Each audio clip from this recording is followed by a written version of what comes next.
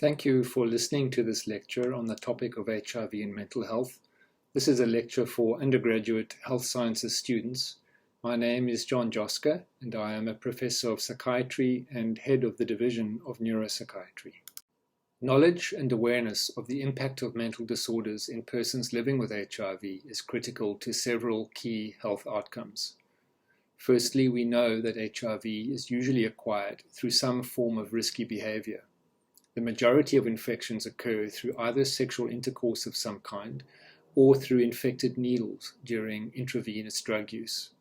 Far fewer infections these days occur through mother-to-child transmission, otherwise known as vertical transmission, but the original infection of the mother would have been through sexual intercourse. Any behavior or mental health condition that leads to diminished ability to make good judgments, decrease risk, or negotiate interaction could lead to infection. The second reason to deal with mental disorders in the context of HIV is to reduce barriers to HIV testing and care engagement. These barriers are often due to stigma and shame associated with acquiring or having HIV. A third reason to reduce the development and impact of mental disorders when they do occur. Effective treatment of a mental disorder in a person living with HIV might have a significant impact on health behavior such as adherence and retention in care. Lastly, when mental disorders are present, we want to be able to reduce the impact on quality of life and to try to ensure that systems are in place to improve symptoms, function, and coping. Before we proceed, I want to ensure that you have covered certain material which you will need to develop a full understanding of this topic. Specifically, I'm going to assume that you know what a mental disorder is, and within that, what a behavioral, psychological, or emotional phenomenon is. I'm going to assume that you have received lectures on several of the mental disorders, and that you appreciate that any mental disorder may arise in someone for different and multiple reasons. I'm further going to assume that I don't need to convince you that when a mental disorder is present, in fact, to properly diagnose a mental disorder, some degree of functional impairment and/or significant clinical distress must be present. And then, in terms of HIV itself, I'm going to assume that you are relatively well informed. In this regard, you will know that HIV is an infectious agent which impacts the human immune system, and through that is a multi-organ disease, but is also treatable through antiretrovirals, although not curable. We live in the global epicenter of HIV infection, but fortunately it is an evolving epidemic. Southern and Eastern Africa carry more than half of the global burden of persons living with HIV. We also have the largest antiretroviral program in the world, with over 70% of persons accessing therapy. We do, however, also have ongoing infections, with many of these occurring in younger women. So while the epidemic is being limited by reduced numbers of new cases, the overall number of persons living with HIV rises as life expectancy increases. The World Health Organization has been promoting its 90-90-90 goals for some time. A newer set of goals, namely 95-95-95, has more recently been proposed. The first 90% refers to individuals who know their HIV status. This does not take people who have been tested but refuse to believe the result into account. The second 90% refers to people who are accessing care and initiated on antiretroviral therapy. This is the 72% I referred to in the previous slide. So the treatment gap here would be 18%. Why do people who know their status not take treatment? In many cases, the answer is through a mental disorder or a psychological barrier. The last 90% refers to people who are taking antiretroviral therapy, but who are not virally suppressed. The gap between this and those initiating ART is about 7% in South Africa. And again, much of this gap is explained through mental disorders, but also through structural barriers such as treatment and clinic access, distances to clinics, and migration. One of the main barriers to HIV testing and care engagement has been identified as stigma. Stigma refers to the experience of being marked, dirty, or perceived negatively through having HIV. Stigma may be external, of others expressing stigma towards you, or internal, if you feel or think badly of yourself. The HIV Stigma Index includes 7 questions listed on the right, first developed in 2005 by Dr. Olive Shisana and colleagues. The index has been used in several national health HIV prevalence surveys. In the 2012 survey, we showed that a third of people reported at least some form of stigma towards others. In the wider Southern and Eastern African region, 32% of people endorsed the idea that they would not purchase vegetables from a shopkeeper known to be living with HIV. These stigmatizing attitudes lead to barriers in people testing and accessing care. In the same way, many people hold stigmatizing attitudes towards people living with a mental disorder. You might have your own reaction to these pictures in this slide. You may consider people who inject drugs or drink excessively to be dirty, foolish, and weak-minded. Those who cry or feel depressed might be weak or unable to cope, while those who report psychotic symptoms are crazy, mad, or not to be associated with. All of these attitudes, which exist even in healthcare providers, are incorrect and lead to persons living with mental illness to experience shame and stigma, and therefore not to seek help. People often think about HIV in terms of numbers, data, graphs, and figures, but these seldom do justice to the critical human and behavioral elements to care pathways. All aspects of HIV, its acquisition, testing, care engagement, and adherence rely on a person's knowledge of their condition, of the risks of HIV, awareness of art and its effects, and how to communicate when they are having difficulties. In South Africa, the majority of persons living with HIV are poor, live in peri-urban settings, and rely on state services, public transport, and limited job opportunities. So at this point, we move to talk more directly about HIV and mental disorders, or neuropsychiatric disorders. I have made assumptions that you A, know what a mental disorder is, and B, that you are aware that mental disorders can have different causes and etiologies. A person's genetic makeup and early life experiences are a significant determinant of many mental disorders, even those that develop later in life. On top of this, people experience what are known as psychosocial stressors, such as relationship or job losses.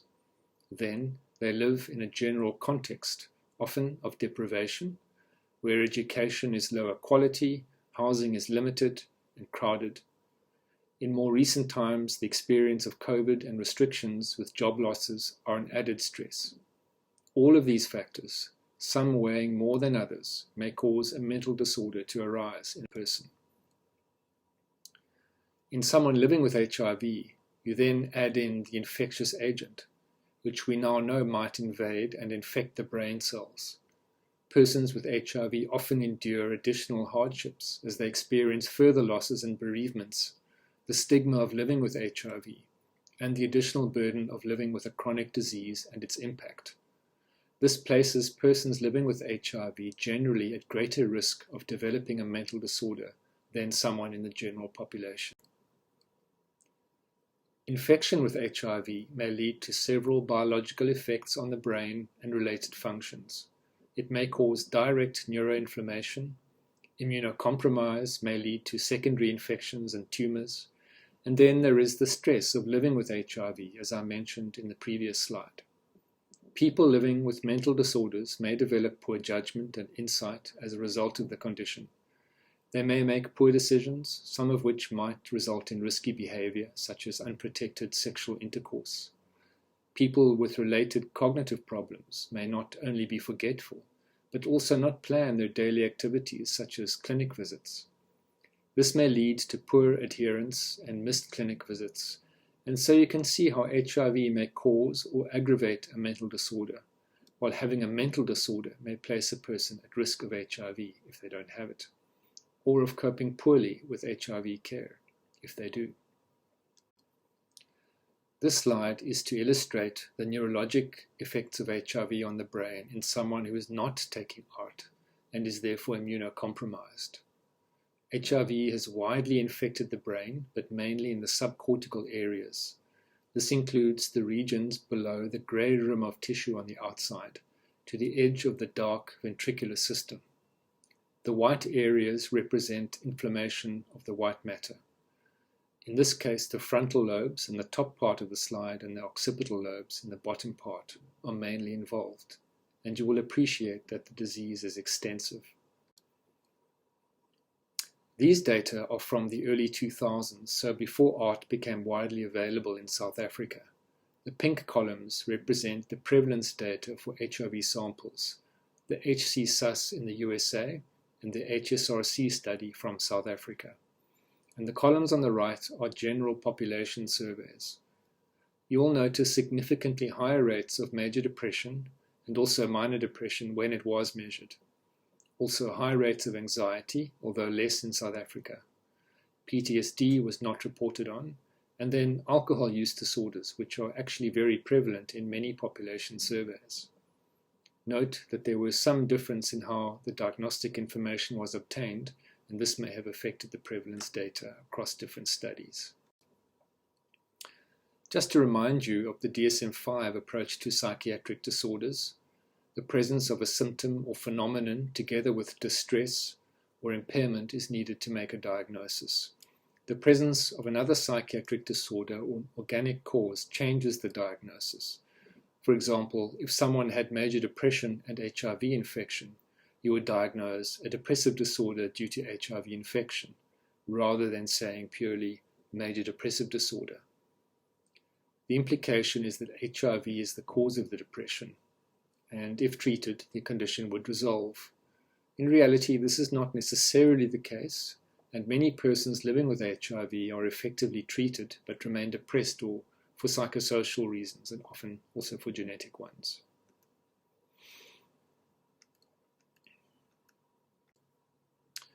We don't have time to cover all mental disorders, or indeed all aspects of the disorders, but I wanted to highlight these ones listed here, and I will try to provide information on the disorder relevant to HIV.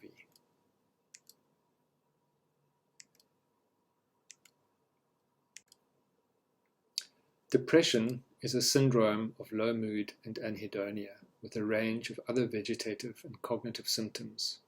It is highly prevalent in persons with HIV, and is thought to occur at a lifetime rate of 12 to 20% of persons with HIV. There are points in time when stressors may predispose to depression, at diagnosis and disclosure, when illness is experienced or losses occur. Suicide is a symptom of depression, but does not occur exclusively within depression. It is a phenomenon that has proven very difficult to predict, let alone prevent. Nonetheless, the active identification and treatment of all mental disorders is a good start to suicide prevention. Other risk factors for suicide include isolation, shame, alcohol abuse, and chronic pain. Depression does not occur in discrete lumps of either symptom number, symptom severity, or duration. The DSM uses somewhat arbitrary symptom number and duration cutoffs to describe major versus minor depression. In reality, people develop negative emotions, feel miserable, rejected, or hopeless for varying periods of time. Sometimes persistent symptoms lead to disorders by virtue of their long duration and impact on functioning. One must not forget very common adjustment disorders, dysthymia, and minor depression, thought to occur in about 25% of persons with HIV in their lifetime. Humans have a very diverse response to stress, and specifically a single major stressor. When the stress involves a specific event with a strong element of threat to life or self, accompanied by an emotional reaction, the acute stress disorder may develop. This will usually resolve in days to weeks, depending on whether the threat persists or has been removed. An example would be a rapist who lives in the same road versus a serious car accident that happened once. Some people will go on to develop post-traumatic stress, where the memory and its related emotional content continue to intrude into awareness in an unwanted way. This may be associated with hyperarousal as the person continues to feel threatened and avoidance of the situation or places where the threat may have occurred. In South Africa, about 50% of women report a sexual trauma in their lifetime, and a significant proportion of these will have both HIV infection and PTSD. Adjustment disorders are generally associated with mood or anxiety symptoms and follow a psychosocial stressor, typically a loss or a change. Examples for people living with HIV include receiving the diagnosis, developing illnesses, job losses, or bereavements. Many people with adjustment disorders will recover spontaneously when the stressor abates, but some will require counseling or even antidepressant treatment. This slide illustrates what happens to people starting antiretrovirals and again after 6 months. In the top bar chart, you will see that people with alcohol and substance abuse problems when they start out, in blue around 38%, tend to still struggle after 6 months of treatment, with about 18% still using. So alcohol and drug use among people with HIV would be a good screening and intervention target at baseline. In the bottom bar chart, the picture with psychological distress using the Kessler-10 scale, there is a different picture. In this case, about 24% of people report significant clinical distress when they start treatment, but only about 8% remain distressed after 6 months. It is likely that once they start taking treatment, they feel better and become accustomed to living with HIV as their symptoms improve. So in this way, starting a full-scale screening program for distress at ART initiation may not be a cost-effective strategy. One should rather target with screening and treatment intervention. The impact of alcohol use disorders on the HIV care cascade, in this case where I've drawn purple boxes around the descriptors, is quite marked. In this diagram, it can be seen that alcohol has an impact on several areas of the cascade. In Africa, there is an unusually high prevalence of binge drinking at around 25% of the general population compared to other regions. Data on how drinkers engage in care is mixed. Globally, drinkers often are very poorly adherent. In a local study of 1,500 South Africans, it showed that hazardous or harmful alcohol use was predictive of missing or stopping antiretrovirals, which in turn was associated with a decrease in CD4 counts and a more rapid HIV disease progression, and therefore poorer health outcomes. It is also clear that drinking is associated with a 57% higher risk of HIV risk behavior.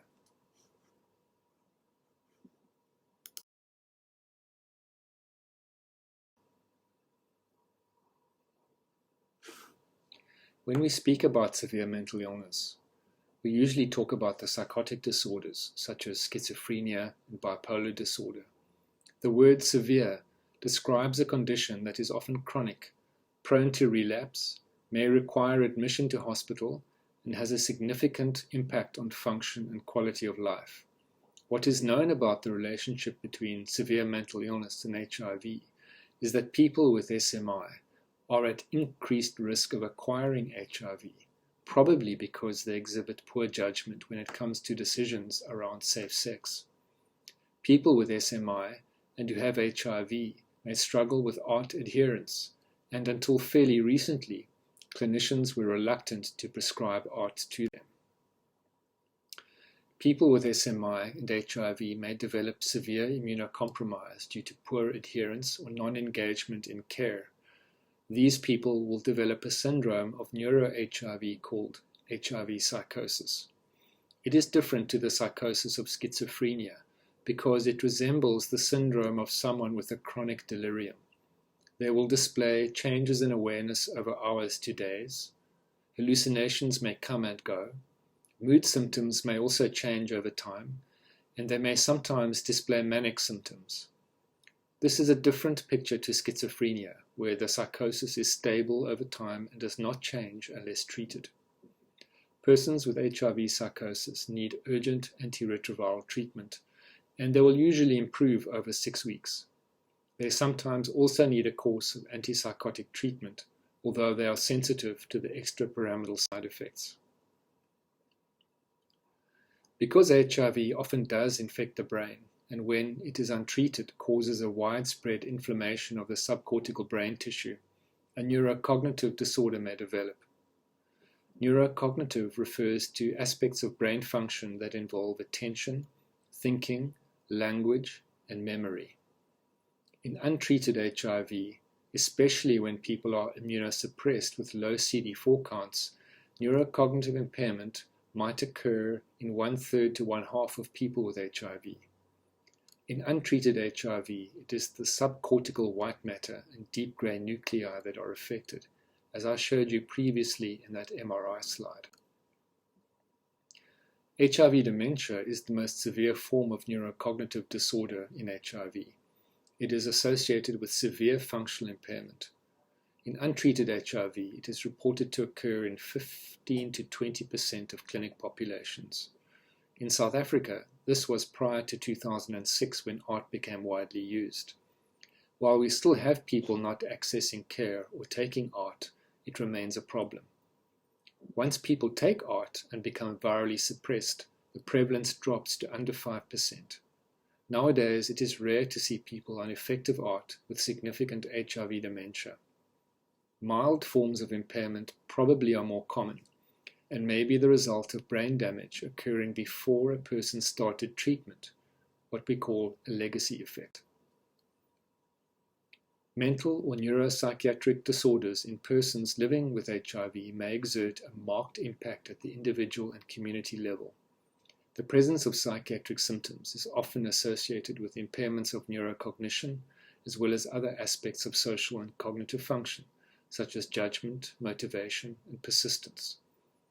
These are usually not reported by patients and are hard to measure, but they do result in significant loss of function. In the real world, these impairments may lead to a person's inability to seek work or hold down a job, manage complex tasks such as pay bills or draw money, count out and remember to take pills, and to manage all the home tasks that you and I take for granted. These data were published by Dr. Heaton in 2004. They illustrate how people with HIV who suffer from a neurocognitive disorder have significant struggles performing a range of activities of daily living. More than half of people with a neurocognitive disorder have these challenges. Self-reported tools such as the Lawton Activities of Daily Living may guide clinicians in asking the right questions. On their own, though, these tools are blunt and may not provide the detail needed to establish the presence of functional impairment. Many of the people we see with HIV in our services do not drive or have a bank account. Many of the tasks tapped by these tools are not relevant to our setting. In addition, patients will often not have insight or underreport their impairment for various reasons. Sometimes it is because they are ashamed or because a relative has taken over these functions. We will often need to interview relatives to obtain informant information or to observe how people function in clinics or labs to be able to report on the degree of impairment. In closing, I want to emphasize that while mental disorders are more common in persons with HIV, for all the reasons I've laid out, they are often treatable. The challenge is for services to develop ways to screen, diagnose, and treat people with mental disorders in busy clinic settings. Ultimately, it will lead to better patient outcomes, will save time and money for healthcare systems, and will get us closer to the WHO 90-90-90 goals, and perhaps even 95-95-95. Thank you for your attention.